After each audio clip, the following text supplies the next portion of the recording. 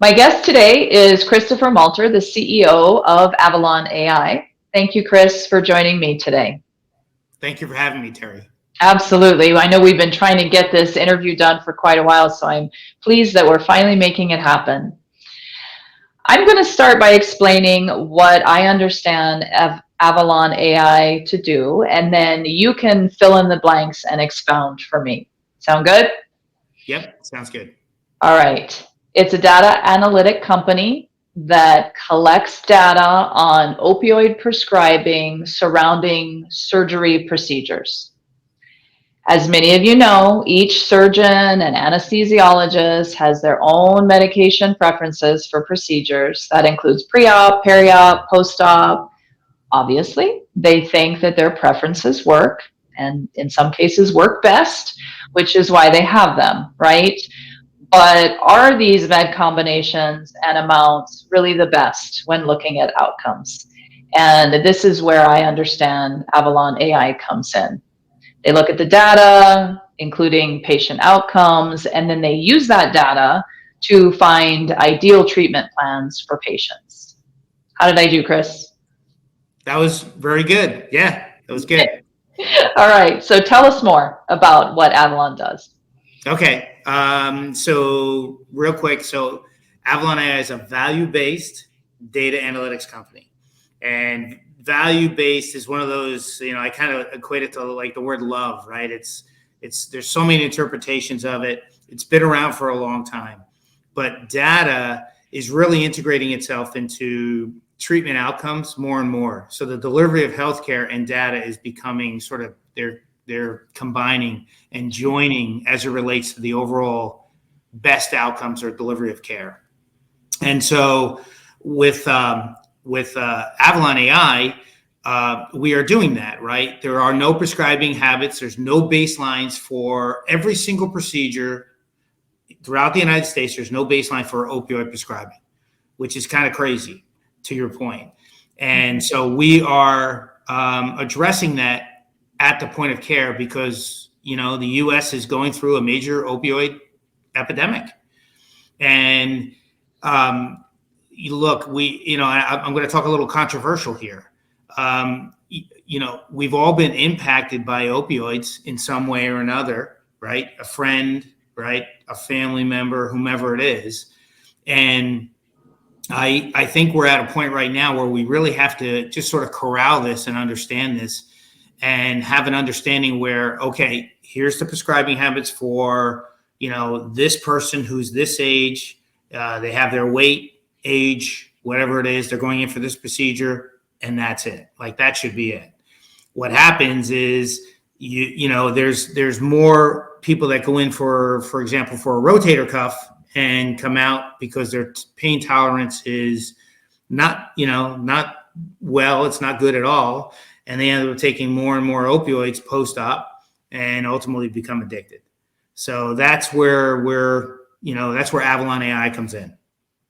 Okay. Does it also take into consideration a patient's pre-exposure to opioids? Because some are going to be more tolerant and others are naive. And so that makes a difference, right? Absolutely. On Yep. what they need. Okay. Absolutely. Yep, it does. So you look at all those factors, the kind of case, their age, their weight, I'm assuming renal, kidney function type. That is there any pharmacogenetics that is used with any of this? So far, right now we do not integrate any data at that level, but it doesn't mean we can't. It's just that right now it's sort of it's sort of new to a lot of hospital systems. You would be very, very surprised at the amount of hospital systems that absolutely are not addressing the opioid epidemic. They have no reduction program. And from a policy perspective, it's a major issue. And so we're here to help. We're doing this throughout the United States with many, many hospital systems, major, recognized, highly recognized hospital systems and ASCs. And that includes inpatient, right? So length of stay, 4 days, 2 days, whatever it is. and then ASCs, ambulatory surgery centers, which are traditionally outpatient procedures. Right. So do you pick up the patient at the pre-op stage when they've been admitted? I'm assuming most of those don't have prescriptions it's just they're getting in pre-op and then they go through things and then they get their post-op discharge prescription. Do you follow that as well? I mean, how far do you follow them? That's a great question. So when we first started this, we were initially focused on admission all the way through to post-op, and then we would not follow the patient. Now we have the technology where we can engage the patient 2 months before, 6 weeks before a procedure, 4 weeks before, and because we have an app that they engage with, and all the way through. It could be 6 months following the procedure, 4 months following procedure, where it's an interactive AI app, and they ask questions. Hey, I'm having a lot of pain. Should I continue taking my medication? Or, hey, I haven't taken much medication, but I still have a lot of pain. What do I do? Right? Those kind of simple questions where the availability of a surgeon or a nurse is not there, and we can answer that through, obviously, AI. Okay. And do you ask them questions? I think right now your focus is primarily orthopedic. Is that correct? Is that still correct? Okay. So do you ask questions surrounding the whole physical therapy rehab? Like, are you back to, 90% of your baseline activity versus, where are you on that healing process? Yes. And we are getting further into overall behavior, where we have partners, one in particular is Signature Health, where we engage the patient as a healthy patient. So it's not symptomatic. It's basically just overall behavior. How are you feeling? I'm fine. And then if they are feeling under the weather, or if there's issues related to, again, if they're having rotator cuff issue, knee surgery, whatever it is, knee issues, we can guide them and marry them to the right physician based upon, our network. And that ultimately will address, obviously you're addressing opioid issues, right, and prescribing habits, but also overall issues like length of stay, readmission rates, right. Lower cost, and then access to healthcare. So what are we doing? Healthcare has to change, Terri, as you know. Our system is very fragmented. And so what are we doing? We're providing access to healthcare on all levels, all socioeconomic levels, right? So, the average, if it for a self-insured entity that is making $40,000 or $50,000 living in let's just say a lower socioeconomic area, we can marry that patient to the best quality physician where in their general geographic area. It could be 10 miles, 15 miles, 20 miles, but that's all based upon data. That's never been done before. Not on reviews. We don't have to read Google reviews. No, not on Google reviews. Performance. That's because that's how most patients get it, right? You're absolutely right. Yeah, word of mouth, or looking, were people happy? And then of course there's always somebody that wasn't happy. So then you have to figure out why they weren't happy. Right. Okay. All right. It's an interesting, some people listening may have heard these stories before, but I have 3 experiences with different people. One was actually 2 were ACL repairs. And one person did not take opioids afterwards, one tablet that they didn't like the feeling. And then they went on to recover very well and 100% and in a very timely manner, as timely as you could get for a surgery like that. Whereas another person did get pretty hefty prescriptions after, did take them, ended up needing a refill, did not become addicted to it in any way, but the recovery time was tremendously longer. And she and I talked about it, and she said, I kind of wonder if it's because I kept taking the Percocet, and I'm just like, I don't feel like doing my PT and getting up to do anything. So that was kind of interesting.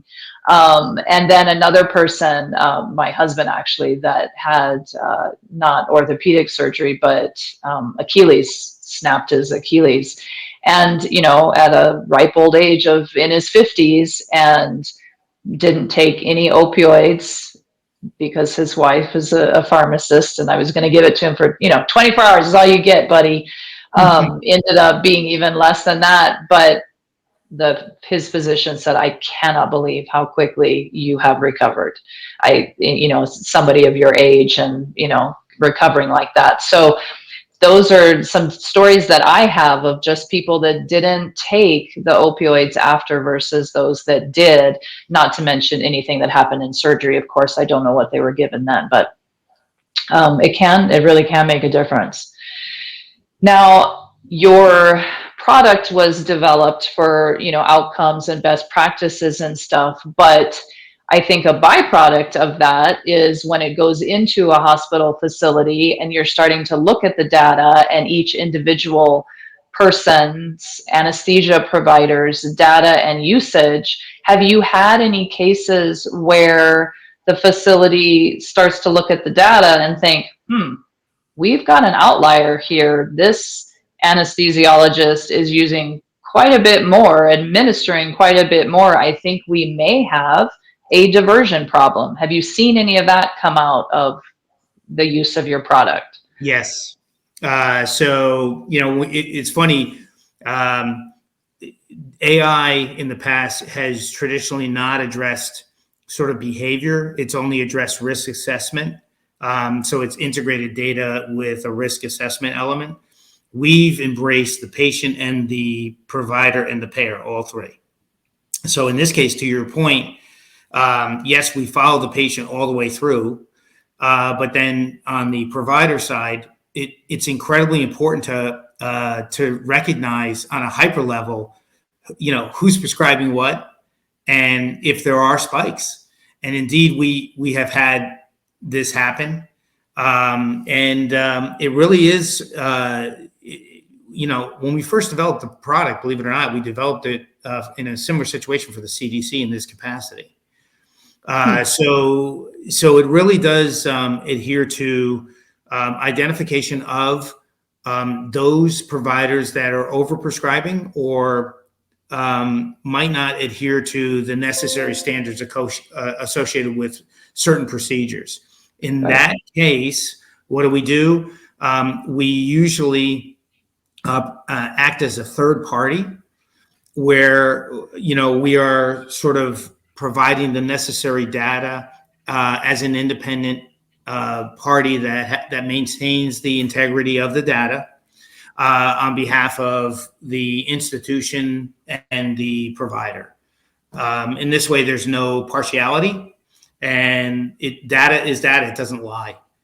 And right. So then there's questions, and then the procedures as it relates to what to do in this case is really up to the institution itself. Right. Yeah. Because you've got all of that. One, you're honed in on the procedure, the type of procedure, and then you've got all the patient information.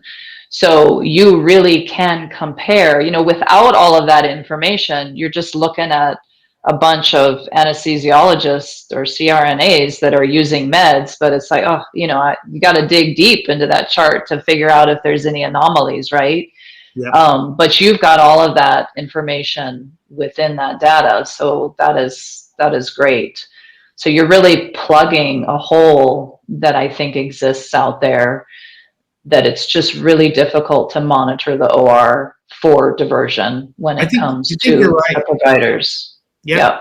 And I think you're right. And I think another element here is time, right? Resources, because I think everybody's busy, right? And so when you have an entity like ours, that this is what we do for a living, like this is our core competency, it really does show value, significant value, as it relates to overall cost, right? Obviously deviation of policies and procedures from a provider perspective, Even from a hospital system addressing overall insurance premiums, if we were going to address best practices so that ultimately we lower the risk, that will have a dramatic effect on premiums from a hospital perspective. And the same applies to self-insured entities that are looking for lower costs, because they don't look at, sort of the entire delivery of care in this capacity. They look at other metrics that are traditional metrics, whereas this addresses outcomes and it's sort of a better mousetrap. Okay, so that would be part of the return on investment for the facilities? Yes.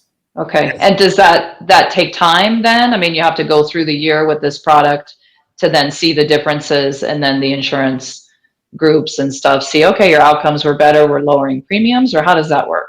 We could start seeing results in 3 months. So one quarter, we'll see results. But to your point, our goal would be to really show, any kind of deviation or benefits. We suggest 12 months minimum. Okay, to see. Okay, all right. I saw a recent article. There was a Stanford study of opioid naive Medicaid patients developing opioid dependency after their first prescription. Are you familiar with that article? I am. Have you read it by chance? Okay. So what are your thoughts on how, well, I guess maybe summarize the article for us if you've read it, and then tell us how Avalon AI can fit into something like that. Yeah, sure. I think it was an incredibly important study. It was out of Stanford. Basically, it identified, the results were that 30% of all Medicaid patients, naive based, which are patients that are sort of not familiar or don't take opioids. Yeah. Those type of patients, 30% post-op, once they leave the hospital, end up as addicts, or they have some sort of and that's Medicaid. Okay. And that's what I'm talking about.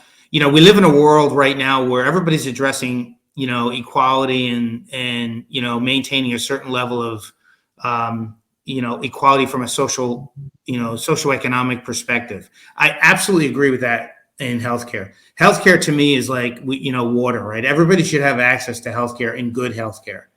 Right. And so I think this is a major clinical that really demonstrates that we are still in the weeds as it relates to the delivery of healthcare in this country.